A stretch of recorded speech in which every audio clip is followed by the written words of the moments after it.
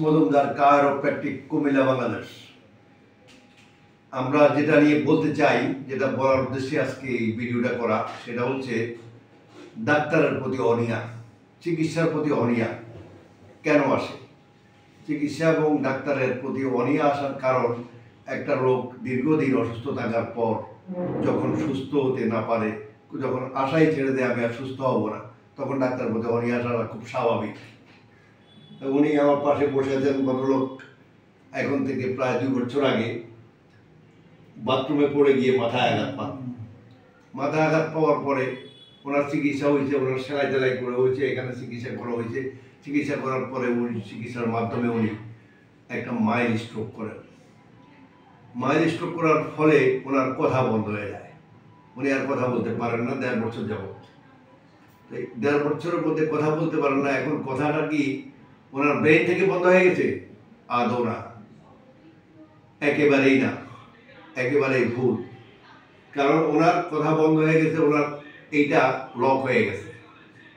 উনি হা করতে পারেন না, উনি গুড়টা ঘুরাইতে পারেন না। অপরদিকে কেউ কোনো ডাক্তার সাহেব ওনাকে এইভাবে দেখেন নাই। এখন হা করেন তো, জোরে হা করেন। আজকে আমাদের 5ম বা 6ষ্ঠ দিনের চিকিৎসা চলমান।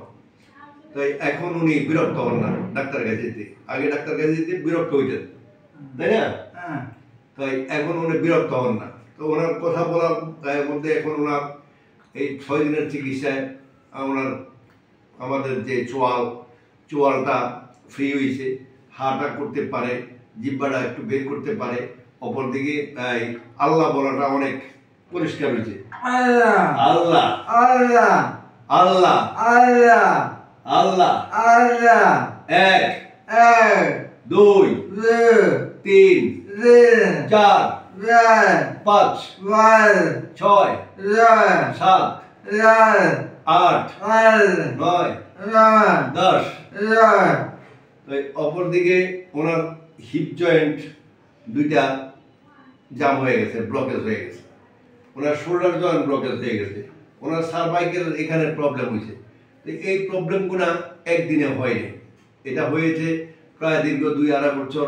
শোয়া বসা উঠা চলা ফেরা, যখন উনি কোনো কিছুই আর করতে পারতেছেন না, হাঁটা চলাও থেমে যেতেছে, ধীরে ধীরে আস্তে আস্তে অনেক ক্লাবস হয়ে যাচ্ছে।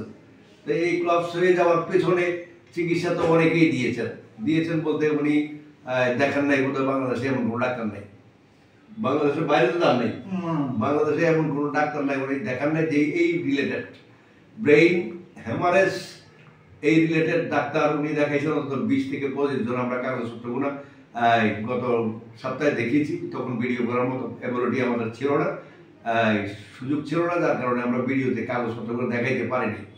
তো অপরদিকে ওনার আমরা আশা করি ওনার এখানে উন্নতি হয়ে গেছে, একটু ভালো, বেটার, এখানে বেটার, এখানে বেটার, এদিকে ডানে পায় বেটার।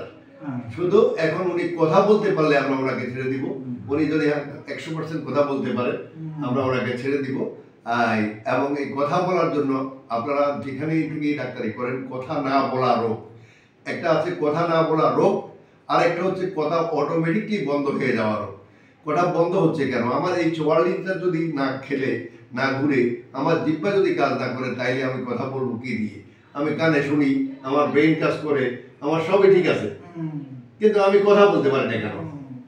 এই দুঃখটা নিয়ে আমরা আর কত সময় যাবত মানে অপেক্ষা করব যে আমাদের যদি আমরা বলবো আপনাদের কাছে যাওয়ার পরে রোগীকে বলবেন যে আপনি হা করেন, জিহ্বা বের করেন, তো এরপরে এটাও করেন না, আপনি শুধু রিপোর্ট দিয়ে ব্যস্ত। কি রে ভাই, এত রিপোর্ট দিয়ে কি হইব? রোগী হাই করতে পারতেছে না, রোগী খাওয়ার মুখে দিতে পারতেছে না, মুখ খুলতে পারতেছে না, সেই ক্ষেত্রে রিপোর্ট দিয়ে কি হইব? এখন হা করেন তো, জোরে হা করেন, হ্যাঁ হা করেন, আর বন্ধ করেন, হা করেন, বন্ধ করেন। এটা আজকে 6 নম্বর দিনের ফসল। আমরা 6 নম্বর দিনে ওনার চোয়ালটা অনেকটাই ফ্রি করতে সমর্থ হয়েছি। তো এখন যেটুকু উন্নতি হচ্ছে, এতে আপনি খুশি কিনা? আলহামদুলিল্লাহ। তো এই লোকটা যখনই আমার কাছে আসে, যখন একটা কথা মনে পড়ে তখন কান্না শুরু করে দেয়। কান্না শুরু করে দেয়। এটা মানে প্রশান্তির জায়গা, যে ওই কথাগুলো মনে পড়ে আমি কোথায় চিকিৎসা নিলাম, আমি কোথায় এতদিন ছিলাম, আমি এতদিন কি সমস্যা, আমার সমস্যাটা কেন আইডেন্টিফাই করা হইল না।